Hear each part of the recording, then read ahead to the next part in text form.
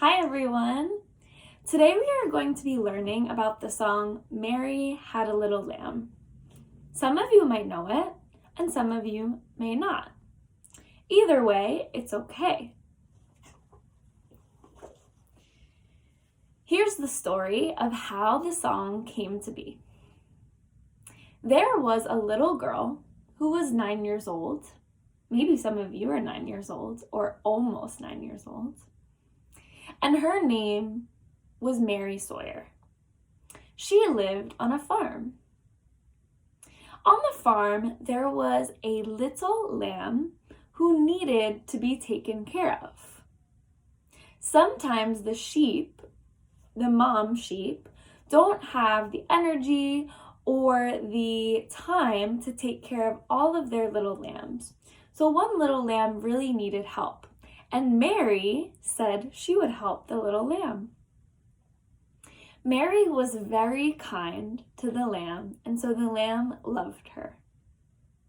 One day, Mary was going to school, and this was in the year 1817, a very long time ago. And the lamb followed Mary all the way to school. Now, the teacher did not want the lamb to come into the school building. Can you imagine if there was a lamb in your school building with you? That would be really crazy. So the little lamb had to wait outside for Mary all day. But because the lamb loved Mary very much, that's what the lamb did. It waited all day. Now, there was an older boy named John, and he was at the school that day helping Mary's teacher. He thought that this was so crazy that a little lamb waited outside of the school building all day for Mary. So John went home that night and wrote a poem about the situation called Mary's Lamb. A few days later, he came back to the school and he gave Mary the poem. Everyone was so interested in this story that the poem got popular in Mary's town and beyond. Now, many years later, there was a teacher named Sarah Hale. She wanted to teach children lessons through songs and poems. So she wrote a book called Poems for Children in 1830. If you remember, Mary Sawyer and her lamb going to school happened in 1817.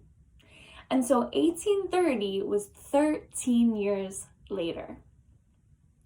So in this book, Sarah Hale published the poem Mary's Lamb, but she added her own parts to it.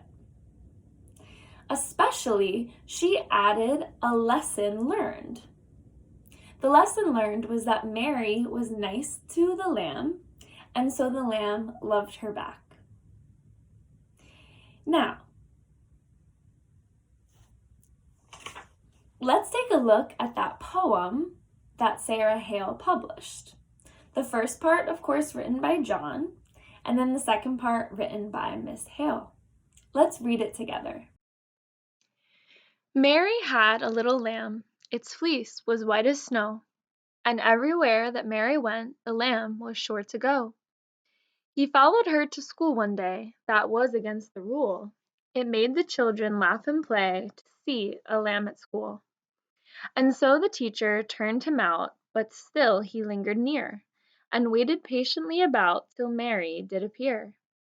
And then he ran to her, and laid his head upon her arm, as if he said, I'm not afraid, you'll shield me from all harm.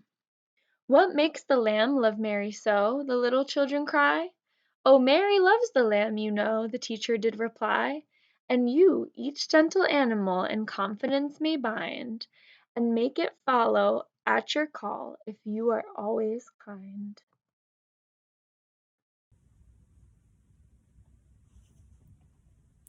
Now, after this poem was published, there was a man named Lowell Mason.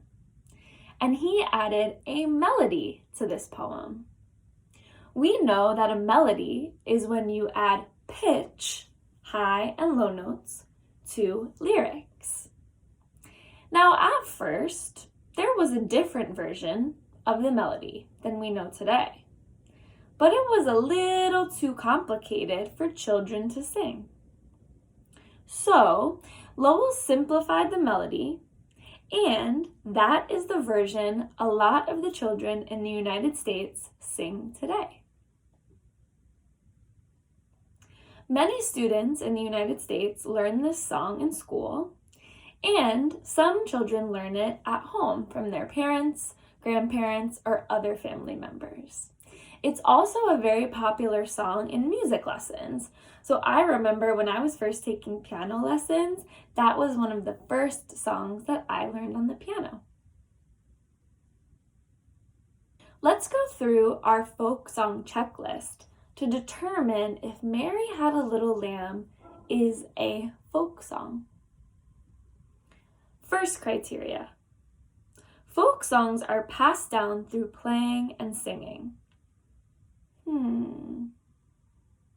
Is Mary Had a Little Lamb passed down through playing and singing? Criteria 2. The author is unknown. Is the author of Mary Had a Little Lamb unknown? And 3.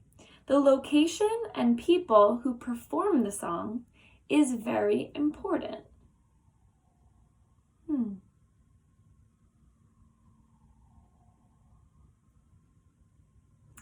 If you said that Mary Had a Little Lamb only met 2 of the criteria, you are correct.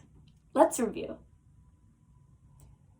Mary Had a Little Lamb is passed down through playing and singing. I know I just learned it by hearing it in my house being sung to me. 2. The author is unknown. This song does not meet that criteria. We know the author. Do you remember who it was? The authors were John and Sarah Hale. And Lowell Mason made the melody. Criteria 3. The location and people who sing it are important. It does meet this criteria because this song is particularly a part of the culture in the United States. It's known as an American folk song.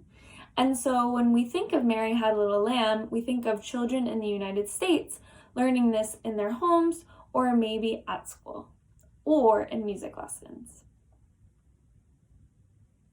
Now, here's where I want to hear your opinion. Do you think that if Mary Had a Little Lamb meets 2 of the criteria, we can call it a folk song? Why or why not? Please give your answer in the Flipgrid. And at the end of your answer, please let me know if I can share your response with the rest of your classmates. You can simply say, Miss McGinley, you can share my response, or Miss McGinley, please do not share my response. If you're comfortable, it would be great for your classmates to hear what you have to say and for you to be able to see what your classmates think. Good luck!